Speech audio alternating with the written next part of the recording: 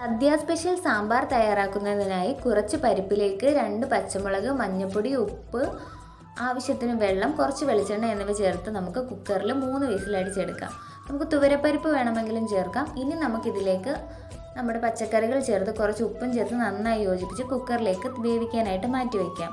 ഇനി നമുക്കൊരു പാനിലേക്ക് വെളിച്ചെണ്ണ ഒഴിച്ച് ചൂടാകുമ്പോൾ ഉലുവ, ജീരകം, കടലപ്പരിപ്പ്, വെളുത്തുള്ളി, ചെറിയ ഉള്ളി, പച്ചമുളക്, കറിവേപ്പില, മഞ്ഞൾപ്പൊടി, മുളക് പൊടി, മല്ലിപ്പൊടി എന്നിവ ചേർത്ത് നന്നായിട്ട് വഴറ്റിയെടുക്കുക. ഇതിനുശേഷം ഇത് ഫൈനായിട്ട് നമുക്ക് കുറച്ച് വെള്ളവും കൂടി ചേർത്ത് അരച്ചെടുക്കാം. ചൂടായ വെളിച്ചെണ്ണയിലേക്ക് വെണ്ടയ്ക്ക, ചെറിയ ഉള്ളി, മുരിങ്ങയ്ക്ക, പിന്നെ നമ്മൾ അരച്ച് വെച്ചിട്ടുള്ള നമ്മുടെ പേസ്റ്റും അതിൻ്റെ കൂട്ടത്തിൽ പുളിവെള്ളവും കൂടി നമുക്ക് ചേർത്ത് കൊടുക്കാം. ഇള വരുമ്പോഴത്തേനും കായപ്പൊടിയും ഉപ്പും നമ്മൾ വേവിച്ച് വെച്ചിരിക്കുന്ന പച്ചക്കറികളും അതിന് മുകളിൽ തക്കാളിയും കറിവേപ്പിലയും ചേർക്കാം. ഇനി നമുക്ക് കടുക് വറുത്തിടാം. നല്ല സ്വാദിഷ്ടമായ സദ്യ സാമ്പാർ തയ്യാർ.